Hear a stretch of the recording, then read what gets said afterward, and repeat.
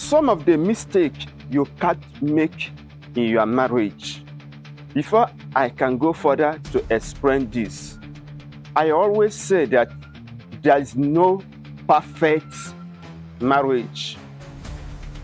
Ezinụlọ niile egwuru ajọ owere nwa agụrụ n'ebe ahụ, ngwere niile makpu amakpu, mana onwe nke ma nke afọ na-arụ.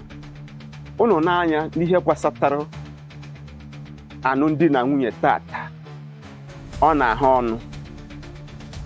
Kedu ihe nji ekwu ihe bụ, if you are a newly couple, please try to listen to this. Number one, anaghị enwe two captain in one ship. Ekwu asa na-akpanite na nwoke na-esenye aka enu tie nwunye ya ihe. Ekwezina ka gị na di gị na-adọ ndọndọ. Ọ bụrụ na di gị eme gị, you try to retaliate. Ọ na-ebute marriage ịghasa. Ka m gwa gị nke doro gị anya, ọ na-adị mma nwoke ịnụ nwaanyị amaghị esi nri da na ọ nụtara ajọ nwaanyị. Maka na ọ bụrụ na nwaanyị amaghị esi nri, o si ono ike kwere ya, o butere nwoke na ndị ọyị ya, enwere ike along the line onwe ka ihe si were mee gị laaki ya na n'ihi. O nwere ike ịkọwa nwunye ya sị họni na aga m eme gịnị, na aga m atry ka mee gịnị, ka mee ya adjust na nri ọzọ m ga-esi. Mana ọ bụrụ na ịnụta ajọ nwaanyị, ịgwa ya okwu o were ọnụ mee gịnị, finish ye gị in the presence of your friends. Number two, try to know the time your husband is unhappy. Study him very well, especially character. Yeah? Number three, always learn how to be endure. Nagide ihe niile eneta aghara bụ na di na nwunye na-ebi ọfụma. Number four, ọ bụrụ ihe ọbụla merụnụ, you try to dish it out to your ex-friends. Ka enwe ike ị na-atụnye gị aja arụ.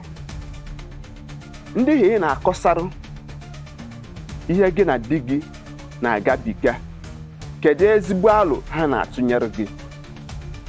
Onye ka nsị, marriage is by maturity. A na-etoru etoru tupu abaa ọkwa alụmdi na nwunye. O nwere oge ị ga-anọruwe na ya marriage, efu na ịkatago arụ na nwaanyị.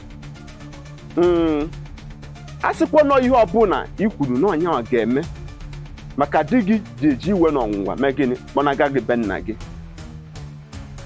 Dee jụ ụmụ agadi nwaanyị dị above 70, 80, 90 ka ha si were nọgidebe di ya ruo na nka. Ofu anya ka nwaanyị ji were ene di ya na mmechi. Gị nwa bụ onye isi ezinụlọ, kpọkọnata ngwuru gị. Ọ bụrụ ọsọ be gị ka ọ ga na-ada. Ka maka ọjọna ihe ọbụla nwunye gị mere gị, ọ bụrụ na ọ bụ ihe iji edinwu n'obi, si ebe ahụ pụọ ozigbo. Chọọ ebe iji eme gịnị, isi ji ajụ gị oyi.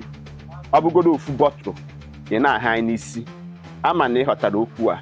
Ndewo na igere, maka ndị be anyị sị na anụta akara eze bụkwanụ ya bụ na eze na-achị ọfụma. Aka mbụ nwanne gị bụ Mazi-UC. Sonye siere m ike n'ihe m na-eme na my YouTube page, dee m akara subscribe, gbanyere m igwe ozi gị oge ọbụla m wejere ife ozi m ebe ha ka ị nwee ike ijegere ya. Ụmụnne m, emesịa.